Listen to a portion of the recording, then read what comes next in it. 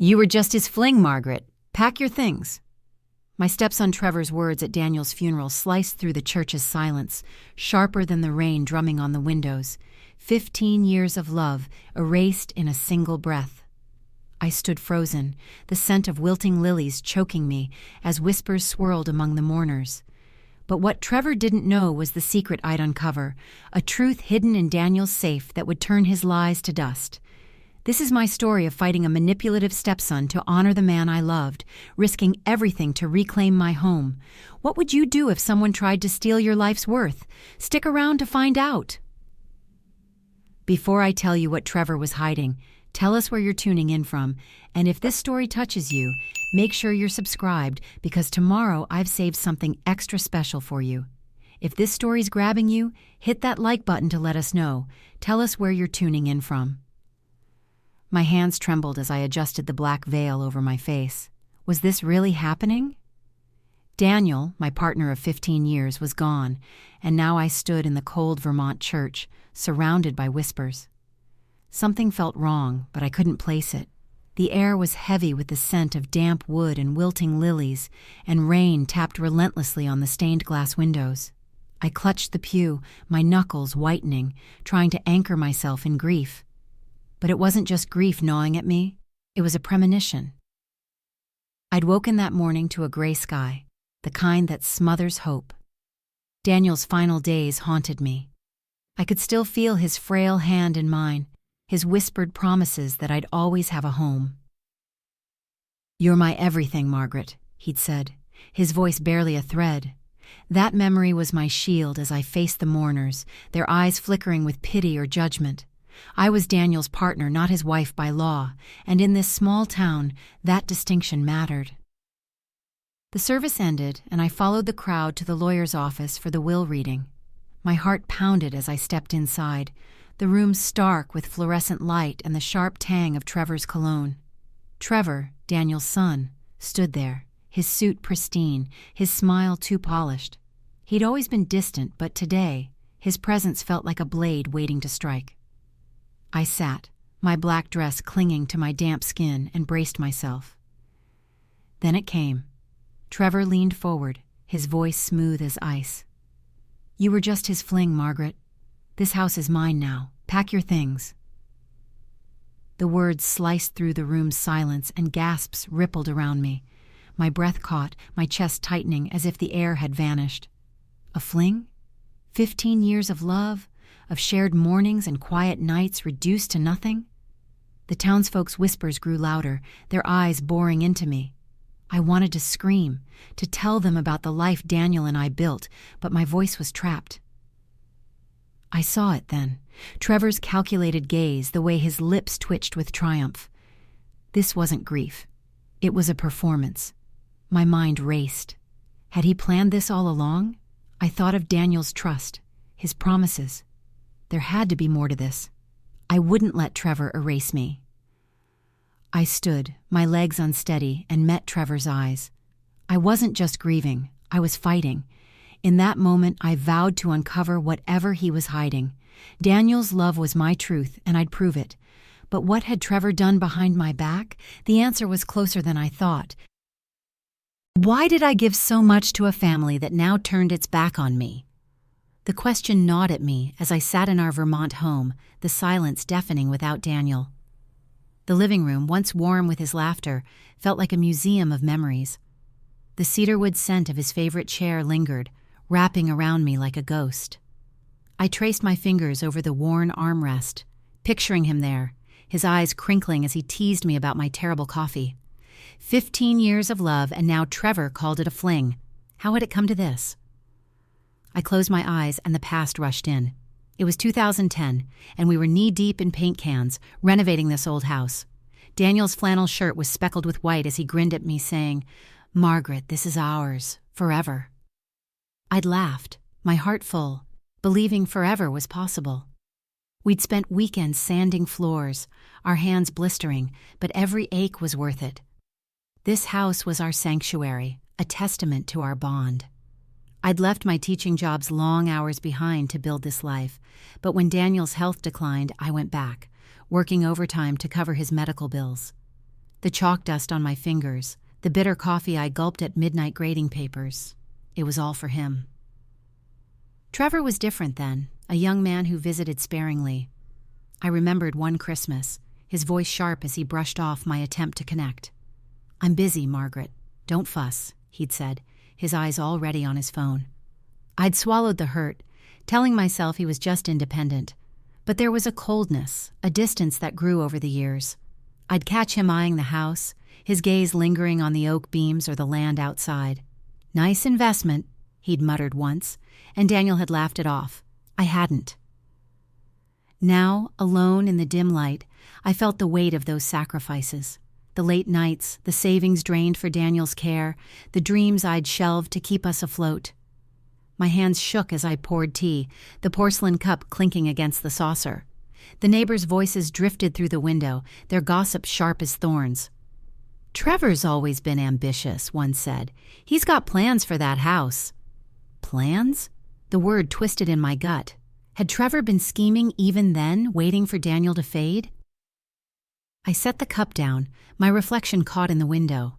Wrinkles lined my face, each one a story of love and loss. I'd given everything to this family, but Trevor's words at the funeral echoed. "Pack your things." My chest tightened, doubt creeping in. Had I been naive to trust Daniel's promises? No, I couldn't believe that. There was something I was missing, something Trevor didn't want me to find. I stood, the floorboards creaking under my weight, and walked to Daniel's study. His desk was untouched, papers stacked neatly as he'd left them. My fingers brushed the cool wood, and a memory flickered. Daniel locking his safe, his eyes serious. "For us," he'd said. What was in there? I didn't know yet, but Trevor's confidence unnerved me. He was hiding something, and I'd find it. How could Trevor think he'd get away with this? The question burned as I sat in the lawyer's office, the sterile air stinging my lungs. My pulse raced, a drumbeat drowning out the hum of the fluorescent lights. Just days after the funeral, I'd learned the truth. Trevor had secretly petitioned the court to control Daniel's estate. Our home, our savings, everything Daniel and I built, was slipping through my fingers. I gripped the armrest, my nails digging into the leather, as Trevor sat across from me, his cold smile unwavering. He thought he'd won, but I wasn't done yet. I remembered Daniel's trust, his voice steady despite his frail body. "You'll always be taken care of, Margaret," he'd said, his hand warm in mine. That promise echoed as I faced Trevor now, his polished shoes clicking on the floor with each smug step. Emma Lawson, our lawyer, shuffled papers, her face tight with concern. She'd called me here urgently, her voice low over the phone. Trevor had moved faster than anyone expected. "Margaret," Emma said, her tone careful, "Trevor's claiming you have no legal standing. He's presented documents suggesting Daniel intended him to inherit everything." My stomach dropped. Documents? Daniel had never mentioned this. I looked at Trevor, his eyes gleaming with triumph. "It's what Dad wanted," he said, his voice smooth as silk. "You were just temporary." The word hit like a slap, and the room seemed to shrink, the walls closing in. I stood, my voice trembling but firm. "That's a lie, Trevor. Daniel and I were partners for 15 years. This house, this life, it was ours." He smirked, leaning back. "Prove it, Margaret. The court's on my side." His confidence was a blade, cutting deeper with every word. I wanted to scream, to shake him until that facade cracked, but I held back. There was something off. His certainty was too perfect, too rehearsed.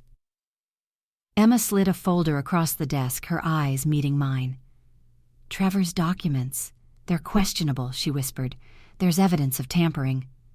My heart leapt, a spark of hope igniting. Tampering? Had Trevor forged his way into this? I thought of Daniel's meticulous nature, his habit of keeping records. If there was truth to be found, he'd left it somewhere. The confrontation escalated as I pressed Trevor. "What did you do, Trevor? What are you hiding?" His smile faltered, just for a moment, but it was enough. "You're grasping, Margaret," he snapped, his polish slipping. "This is my inheritance." But his voice wavered, and I saw it, the crack in his armor. He was nervous. Preparing and narrating this story took us a lot of time, so if you are enjoying it, subscribe to our channel. It means a lot to us. What would you do if you were in Margaret's shoes? Share your thoughts in the comments. I left the office, my mind racing. Trevor's lies hung in the air like poison, but Emma's words gave me purpose. If he'd forged documents, there was evidence somewhere, something Daniel left behind. I'd find it, no matter what it took. But what was Trevor so desperate to keep hidden? The truth was closer than I thought. Could I really outsmart Trevor's scheme? The question pulsed through me as I stood in Daniel's study, the air thick with dust and memory. The room was a time capsule, his oak desk cluttered with papers, the faint scent of ink lingering like a whisper. My fingers trembled as I touched the safe's cold steel door, hidden behind a "my heart raced." Trevor thought he'd won, but I wasn't ready to surrender. There had to be something here, something Daniel left to protect me. I remembered his voice, soft but firm, from years ago. "This is for us, Margaret," he'd said, locking the safe with a knowing look. That memory fueled me now, pushing back the fear that Trevor's smug confidence had planted. I turned the dial, the clicks loud in the quiet room, and the door swung open. Inside was a folder and a small recorder. My breath caught. A will, older than the one Trevor claimed, and a tape. I clutched them, the paper's edges rough against my skin, hope flickering like a candle in the dark. I called Emma Lawson, my voice steady despite the storm inside me. We met at her office, the clink of her coffee mug against the desk, a rhythm to our urgent whispers. The will named me as the primary beneficiary, leaving Trevor nothing. The recording was Daniel's voice, clear and deliberate, discussing the change with his lawyer. "Margaret is my partner, my home," he said. My eyes stung, his love a lifeline. But would it be enough? Emma's sharp eyes scanned the documents. "This changes everything," she said, her words clipped with excitement. "We can challenge Trevor's petition, the recording's admissible, and the will's notarized." We mapped out the plan, file an emergency motion, present the evidence, and expose Trevor's lies in court. My mind raced, picturing his face when the truth came out. "We'll need to verify the tape's authenticity," Emma added, scribbling notes. I nodded, the weight of the moment grounding me. The study's dim light cast shadows as I replayed the tape alone later, Daniel's voice filling the silence. Each word was a promise, a shield against Trevor's betrayal, but doubt crept in. What if the court dismissed it? What if Trevor had more tricks? My hands shook as I set the recorder down, the room's stillness pressing against me. I saw Daniel's smile in my mind, felt his hand in mine. I'd fight for us. Emma's office became our war room, papers strewn across her desk, the faint hum of her computer a constant. We rehearsed my testimony, her questions sharp, preparing me for the courtroom's glare. "You're strong, Margaret," she said, her voice warm. I wanted to believe her. The plan was solid, but Trevor's cunning loomed large. Could I face him and win? Would the truth be enough to bring Trevor down? The question gripped me as I stood outside the courtroom, the polished wood of the doors gleaming under harsh lights. My heart pounded, a steady thrum against the tense silence of the hallway. Today I'd face Trevor with Daniel's will and recording, my proof that our love was real. The air carried a faint polish scent, sharp and clinical, mirroring the stakes. I smoothed my dress, my fingers brushing the fabric, grounding me. This was for Daniel, for us. Inside, the courtroom was a battlefield. Trevor sat across the room, his suit pristine, his smirk a challenge. Emma Lawson stood beside me, her confident nod a lifeline. The judge's gavel struck and the hearing began. I felt every eye on me, the weight of their judgment like a physical force. But I remembered Daniel's voice from the recording, clear and unwavering. "Margaret is my home." That memory steeled me. Emma presented the will first, her voice steady as she detailed its notarized date, predating Trevor's forged documents. Trevor's lawyer objected, but the judge's sharp glance silenced him. Then came the recording. As Daniel's voice filled the room, I watched Trevor. His smirk faltered, his fingers twitching. "I want Margaret to have the house, the savings, everything," Daniel said. My throat tightened, tears pricking my eyes. The room was still, every word a hammer against Trevor's lies. "Margaret," Emma prompted, her voice low. I stood, my legs steady despite the storm inside. Daniel and I built a life together, I said, meeting the judge's gaze. Trevor's claim is a lie. He manipulated the truth for greed. Trevor's face reddened, and he snapped, "She's delusional!" But his voice cracked, betraying him. The judge's frown deepened, and I felt a spark of hope. The evidence mounted. Emma revealed Trevor's tampered documents, her questions slicing through his lawyer's weak defenses. I saw it in Trevor's eyes, panic. He'd underestimated me, thought I'd crumble. But I stood tall. Daniel's loved my armor. The courtroom's silence was electric, every breath held as the judge reviewed the evidence. My mind flashed to the moment I'd vowed to fight, rain-soaked and humiliated at the funeral. I wasn't that woman anymore.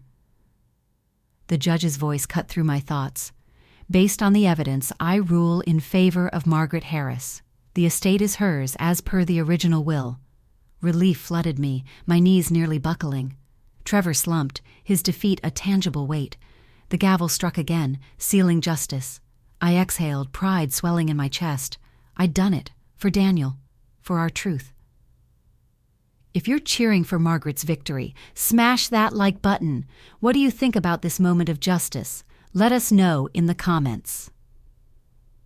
I left the courtroom, the sunlight outside blinding but warm. I'd won our home, our legacy. But what would I do with this victory? The answer was already forming, a way to honor Daniel forever. What had this fight taught me about myself? The question settled over me as I stood by the window of our Vermont home, the autumn leaves outside glowing like embers in the fading light. The crisp air slipped through a crack in the frame, brushing my skin with a chill that felt alive, grounding. I'd won the house, the savings, everything Trevor tried to steal. But the victory wasn't just about the estate. It was about finding a strength I didn't know I had. The room was quiet, save for the soft rustle of leaves beyond the glass, and I let myself breathe, really breathe, for the first time in months. I thought back to the funeral, the rain-soaked day when Trevor's words had cut me down. "You were just his fling," he'd said, and I'd felt so small, so erased. That memory stung, but it was distant now, like a storm that had passed. I'd been more than Daniel's partner. I'd been his home, his heart, just as he was mine. And I'd fought for that truth, not just for him, but for me. Emma Lawson came over that afternoon, her warm smile a contrast to the lawyer's office where we'd battled. We sat at the kitchen table, the scent of fresh ink on scholarship papers mingling with the coffee we shared. "You did it, Margaret," she said, her voice soft but proud. "You didn't just win, you rebuilt yourself." I nodded, my throat tight. "I couldn't have done it without you," I told her, and we laughed, the sound light, like the leaves dancing outside. The scholarship was my next step, a way to honor Daniel's love for learning. He'd always believed in giving back, in lifting others up. I could see him now, his eyes bright as he talked about his students, his voice full of hope. That passion lived on in me. I'd use the savings to fund it, naming it after him, Daniel's legacy, our legacy. The papers before me were more than documents. They were a promise kept. Later, at a community event, the townsfolk's faces had changed. No more whispers, no more pity. They clapped as I spoke about the scholarship, their respect a quiet hum in the air. I stood taller, my voice steady, feeling the weight of their support. I wasn't just Daniel's partner anymore. I was Margaret Harris, a woman who'd faced betrayal and come out stronger. Alone again, I traced the window's edge, my reflection faint but clear. I doubted myself, feared I wasn't enough. But every step, the safe, the courtroom, the victory, had shown me I was. My heart was full, not just with Daniel's love, but with my own resilience. I was ready to live, not just for him, but for me. What lesson did you take away from Margaret's journey? Share it in the comments. If this story inspired you, share it with a friend who needs to hear it. The leaves fell softly outside, each one a reminder of what I'd gained. But there was one final act to complete Daniel's memory, one last gift. What was it? Find out next. What was the truest lesson this journey carved into my soul? I stood at the edge of the community center's garden, spring flowers blooming in vibrant pinks and yellows, their sweet scent mingling with the warm breeze. The sun bathed the crowd before me, their faces bright with hope, and I felt a peace I hadn't known in years. Today we launched the Daniel Harris Scholarship, a beacon of his love for education and my promise to carry it forward. But as I looked out, I knew this moment was about more than money or legacy. It was about the truth I'd uncovered within myself. I remembered Daniel's passion, his voice alive as he spoke of teaching. "Knowledge is freedom, Margaret," he'd said, his eyes sparkling in our cozy Vermont kitchen. That memory wrapped around me now, as real as the applause from the scholarship recipients. They stood before me, young and eager, their dreams ready to take flight. I'd fought Trevor's lies to protect our home, but this was how I'd honor Daniel forever. I stepped to the podium, my hands steady, the microphone cool against my fingers. "Daniel believed in second chances," I began, my voice clear.